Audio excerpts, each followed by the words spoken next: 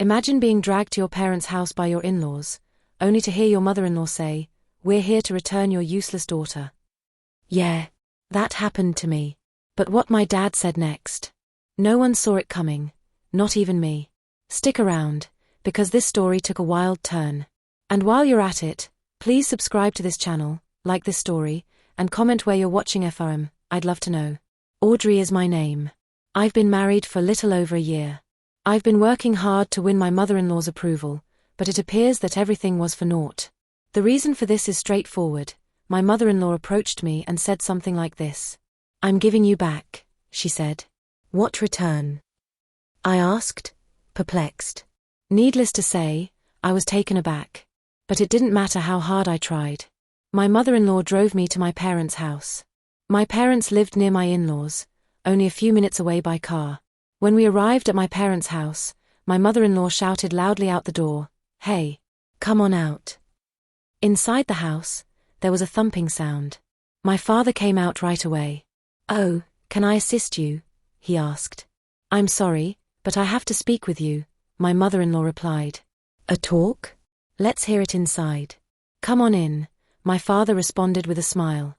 My mother-in-law, on the other hand, shook her head. "We can talk here. We're only here to give your useless daughter back," she told him. Useless daughter. My father's expression shifted, his gaze clearly upset as it turned to my mother-in-law. "What do you mean useless?" he wondered. "I mean exactly what I said. Isn't that right?" she continued. My mother-in-law expected my father to understand her. "Don't you understand unless I tell you? A wife with a monthly salary of only $500 is a faulty product, defective," she insisted. Defective. My father's face looked like that of a demon.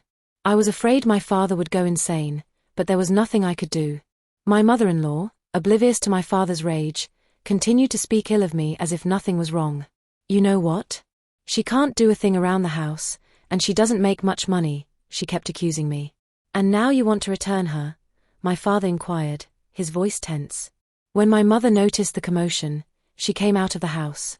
My mother-in-law, on the other hand, didn't look at my mother. "That's what I said," she told my father. "I'm returning such a wife, so the parents should accept responsibility," the mother-in-law added. "I see. I understand what you mean," my father replied.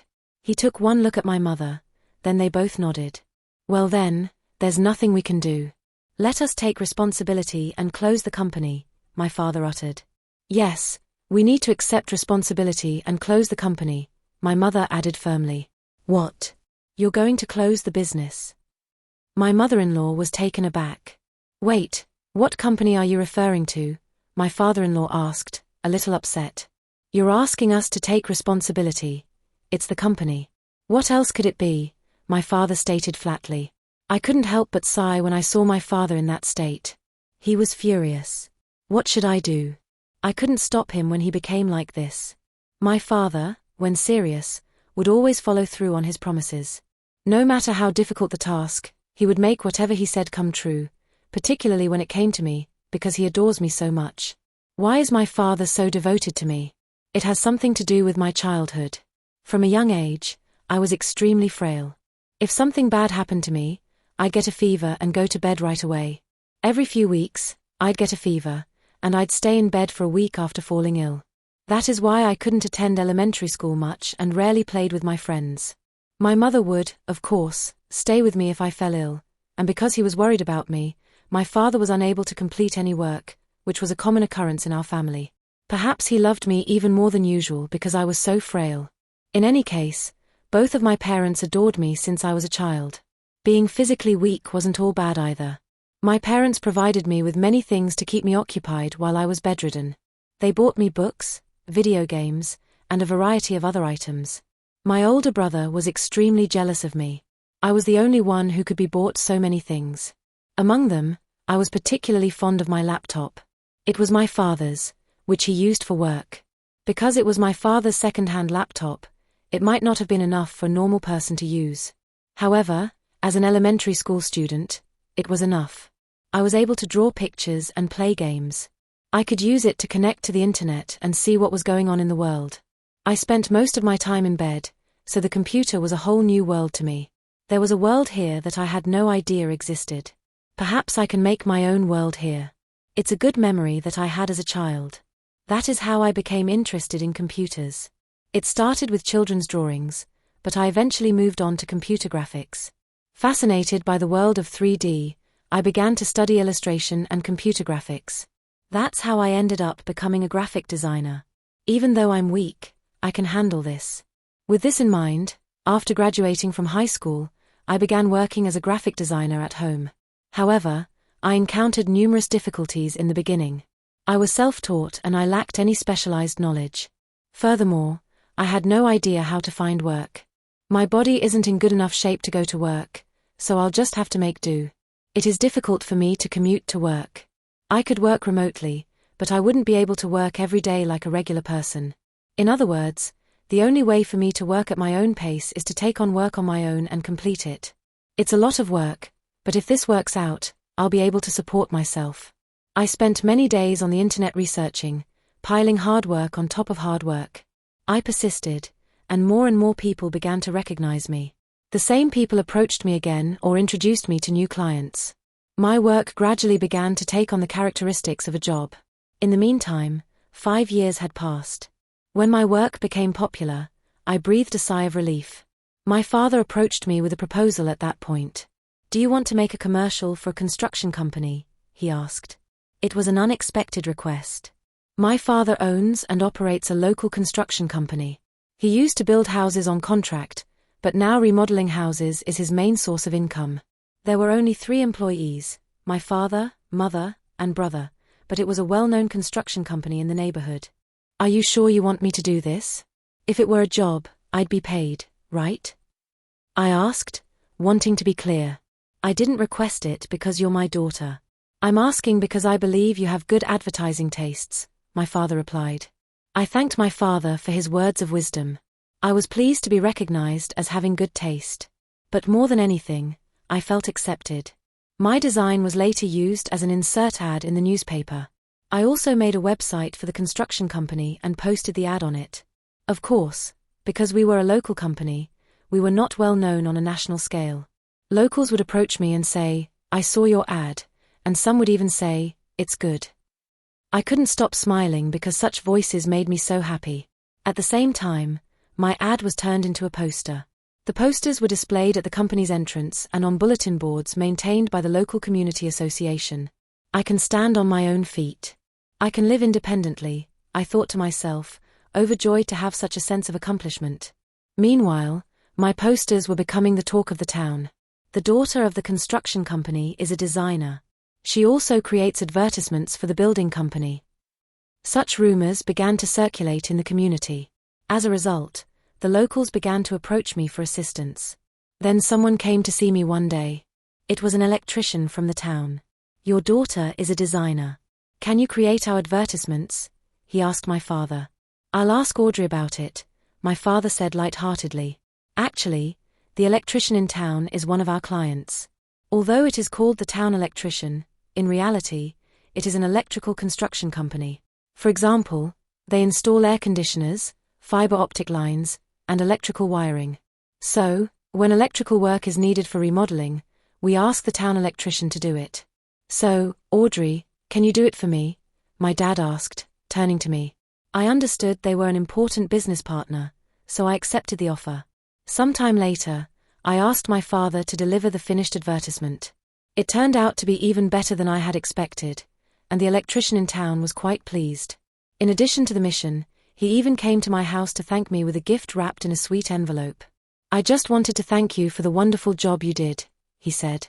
But it wasn't the electrician I knew well. It was a young man who bowed in gratitude. "Who are you?" I asked. "Oh, my name is Jeremiah. My father is the electrician." It was Jeremiah, the electrician's son, who came to greet me. He was a college graduate and was currently helping out as an electrician. "So, you will eventually become an electrician?" I asked. "Eventually. I plan to take over the business," Jeremiah replied. "Then we might be friends for a long time," I said. "Yes, I would like that as well. Especially with an attractive person like you," he added with a smile. "What? Me?" I was surprised. I had not been able to attend school much and had never been in a relationship. Could it be that I was being seduced? My face suddenly lit up when I thought that. I turned bright red and slumped down like a child. In the end, we only exchanged contact information that day. But it wasn't business contact information. It was our personal details. I had never done anything like this before. I was so nervous that I couldn't sleep that night. After that, Jeremiah and I kept in touch with each other. In between work, we would tell each other about the day's events and talk about hobbies, favorite things, and other interests. It became a daily routine. Eventually, we started dating. However, we could not do any of the things that normal couples do. First of all, I was too frail to travel far on dates. We could only go out together to a neighborhood park when I was feeling well. We were never able to go on a normal date, like watching a movie. Another major reason was that our days off did not match. Because I was taking on work privately, I was able to take time off freely, but that was not the case with Jeremiah. Even on days off, he often received urgent requests to repair household appliances. Moreover, as summer and winter approached, it was not unusual for him to have to install air conditioners every day. Despite all this, I couldn't do anything that was typical of a normal lover, but that didn't cause me any trouble. We could always keep in touch with each other on our phones, exchange words, and send messages. I was always in bed with a fever, so that was nothing to me. We grew our love in this way and got married a few years later. I was to go to Jeremiah's house. Naturally, Jeremiah's parents knew me well, so my mother-in-law told me, just take care of the housework, as long as it's not too much for you. I understand, I said. My father-in-law was also kind to me. When you have time, will you make the traditional pop-ups for me? He asked me. I'll take care of it, I replied. I'll leave it to you. Thank you, he said. I thought I was getting along with my in-laws because of this, but that was only in the beginning. Gradually, my mother-in-law began to ask me to take care of various things.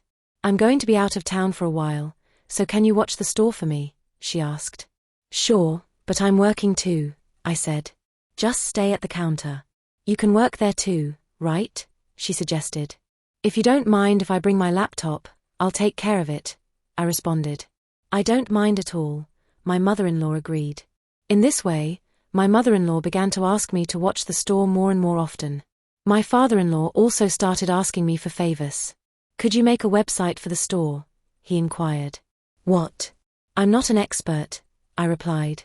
Just something simple, okay? Please, he added.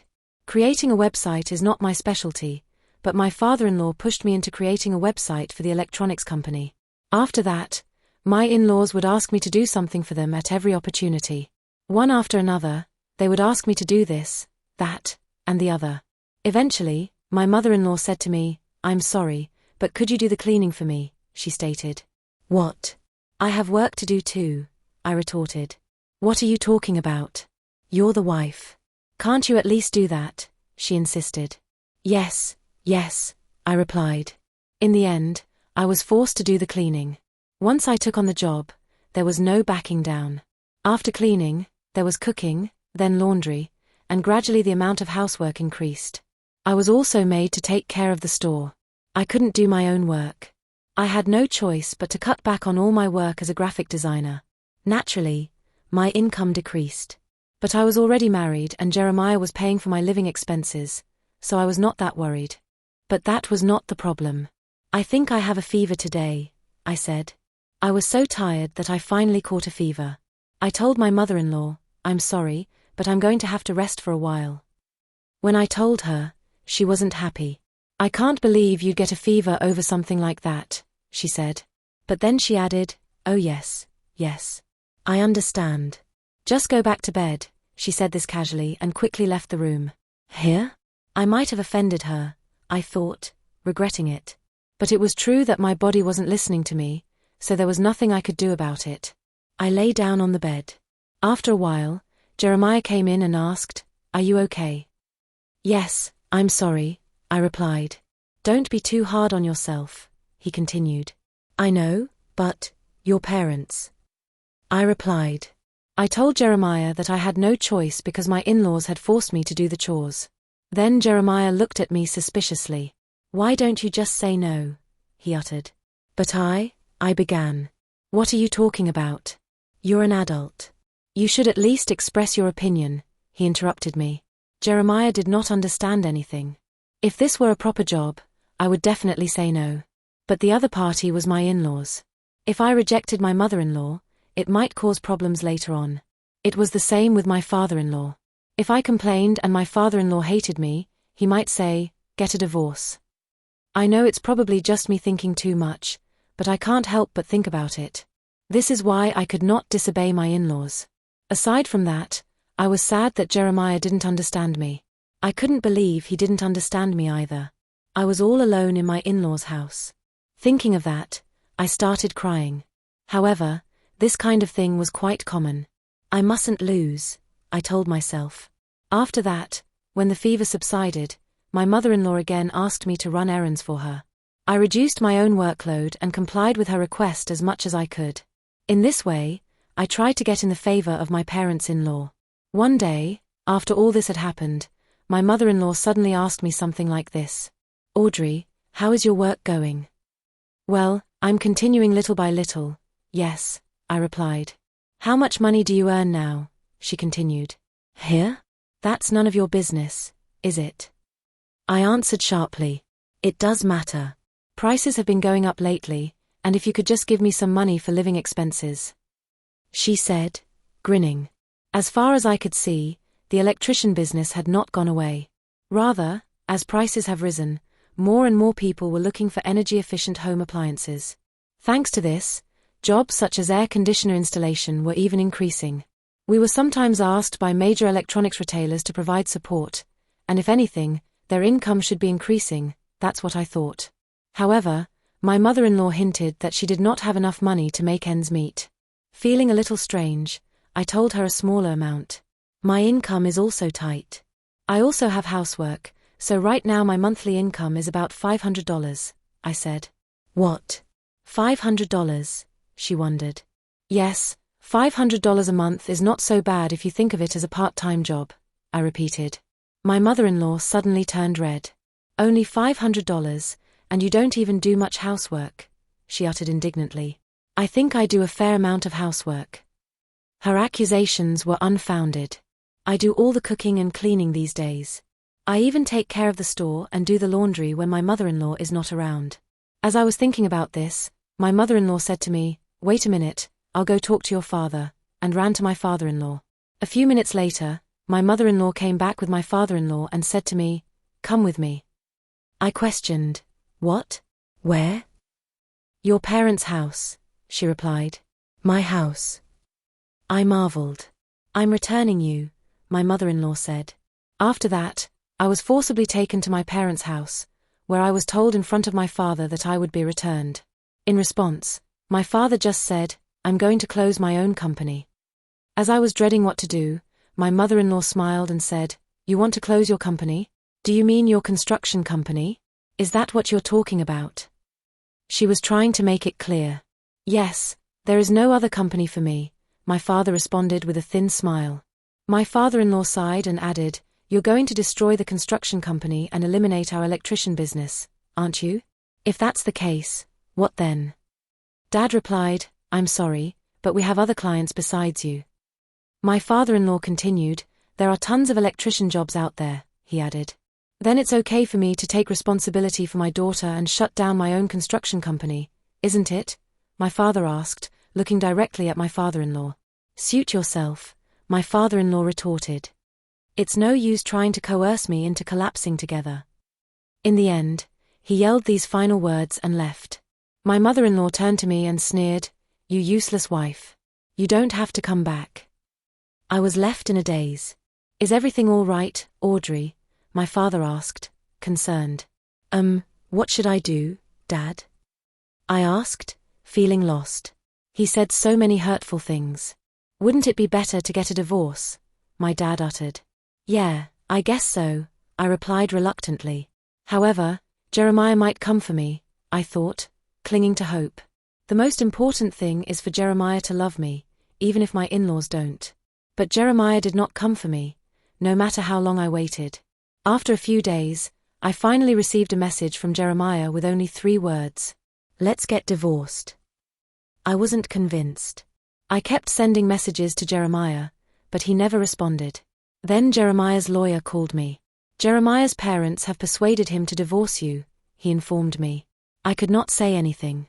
I agreed to the divorce, accepting the alimony and other conditions that Jeremiah offered. Thus, my marriage, which lasted less than a year, came to an end. At the same time, my father's construction company also closed its doors. However, it did not stop completely. In fact, my brother took over my father's construction company. The location and name of the company remained the same, but he cut ties with Jeremiah's family business. Naturally, this hit Jeremiah's family's business hard. Still, they had other clients and managed somehow. But they weren't safe, especially since my return became a big rumor around town.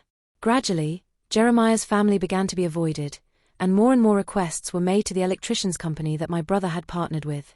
This continued, and finally, rumors spread that Jeremiah's business was going under. This will teach him a lesson, my father said one day, satisfied. My mother and I thought so too. But then, the wind suddenly changed. It was the summer of the following year. I was in my brother's construction company office when we received a phone call. "Excuse me, the air conditioner seems to have broken down," said someone whose house my brother had remodeled. When my brother went to check on it, he found that the outdoor unit of the air conditioner had been broken. "That's terrible, even for a prank," my brother muttered. He consulted with the family and immediately reported it to the police. My brother then contacted his electrician partner and had the air conditioner replaced. But this wasn't the only case. The same thing happened again and again. My brother's construction company alone could not handle the situation. The story goes that the affected people reluctantly asked Jeremiah's family for help. "We are receiving more and more similar requests, and the fee will be charged at a premium," my ex-father-in-law announced, grinning. "Is that okay with you?" he asked one of the affected clients. "The number of people in need is increasing," he added, justifying the premium charge. It was unacceptable to charge more for repairs just because demand was rising. I was furious, but it had nothing to do with me. There was nothing I could do but give up. But my brother was different. "I'll find the culprit," he declared, and asked for the cooperation of several of his clients. I wondered what he was going to do, but what he did was very simple. He lent them an intercom for free. "Why an intercom?" I asked, puzzled. Intercoms nowadays have a video recording function. Some have sensors, so they can be used in place of security cameras, he explained. "I don't think it will be that easy," I said skeptically. But within 3 days, the culprits were caught. Moreover, it was Jeremiah's parents who were caught. They had broken into houses in the middle of the night and destroyed the air conditioners, creating work for themselves because they had lost clients. When questioned by the police, they confessed to such selfish motives. I was reminded of the term mutual collapse. If my father quit the construction business, Jeremiah's business would be in jeopardy. Perhaps my ex-father-in-law knew this and used the term deliberately. At any rate, the arrest of my in-laws triggered the collapse of Jeremiah's family's electronic shop. Apparently, Jeremiah has now started working at a demolition job site to pay for the damage. One of the electricians who worked at my brother's construction company told me he saw him there. But I don't care. I sympathize with him, but I don't want to get involved anymore. Besides, I'm happy now. I work as a graphic designer and also look after the store at my brother's construction company. I can work at my own pace, and best of all, I don't have nagging in-laws. There is one problem, though. My father is retired. He keeps asking, "Are you tired? Are you okay?" He's always around, talking to me. "If you're so bored, why don't you get a job too?" "I think it's cooler to have a working dad," I teased. As soon as I said that, my father started working again at my brother's construction company. It seems that my father loves me after all. But I love my father too, so we are even. I've learned a lot since then, about standing up for myself, family, and letting go of people who don't value you. Thanks for watching. Don't forget to like, drop a comment, and subscribe for more real stories like this. See you in the next one.